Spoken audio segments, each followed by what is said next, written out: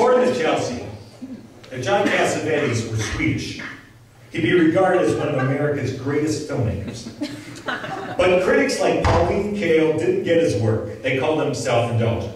Self-indulgent? No one calls Ingmar Bergman self-indulgent, but if you were an American from New York City, they would. Chelsea always says uninhibited things like that, and I love it. We get together 3 or 4 times a week, usually early afternoons, to talk movies or watch movies or talk about the articles I'm writing. I'm a cultural critic, our man in the Midwest. For Beyond X, a hip zine out of Toronto. From Iowa, I write about pop culture, old and new, and how it shapes our lives. I also wrote a controversial piece on Jews becoming white. Jack Black is Jewish, the article begins, but you wouldn't know it from the white bread rolls he plays. I like that opening sentence, the play on roll and roll. You can't see, it's R-O-L-E and R-O-L-L. Anyway, recently I also tackled Snapped, an Oxygen Network fade about women behaving badly who lose it and kill their partners. One chemist triggered a stun gun to immobilize her ex and tossed him alive into a 55-gallon drum full of hydrochloric acid. Bitches. I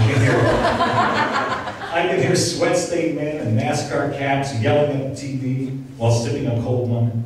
Shame on you, Chelsea said as the afternoon sky turned a weird shade of green. She agreed that the secondary audience, angry men, may indeed be the main audience for that series, but I ought not to make assumptions about the viewers' backgrounds. Come on, Wally. It's like you reached into a bowl of stereotypes and came up with a cliche.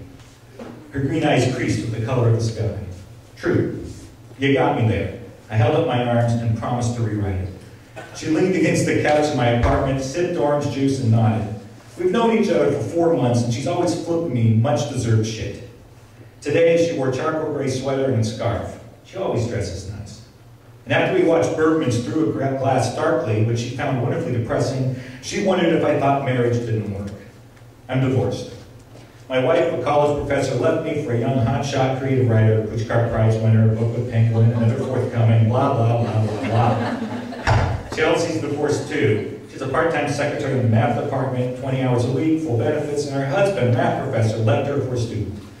Her most recent relationship with Tyler, director of Get Gone Graffiti, is up and down. I think this is one of the down periods. What do you mean? I mean about marriage. Well, she turned and looked at me with this incredible energy in her eyes that kind of scares me because it's so blinding. It's like she takes you in completely. See, she said she disagreed with what I had to say about Get Smart Season 4. I had argued that Max's marriage to 99 dragged the show into domestic entanglements and took away from the comedy. Max was funnier when he was single. She said that she liked my article overall, how I contextualized things, the 1960s, the murders of RFK and MLK, and how a mood of uncertainty crept into the show as occasionally members of chaos went unpunished. But one thing she was certain of was that marriage on the show worked, and 99 was tops in her book. I like 99 too. Who doesn't like Barbara Feldon? But I just don't think marriage on the show worked. I disagree, she said, and then looked through my shoulder because she could sense my shyness. Is it just the idea of marriage on the show or marriage in general that you object to? I don't know. According to Chelsea, it was the latter. I think she might be right.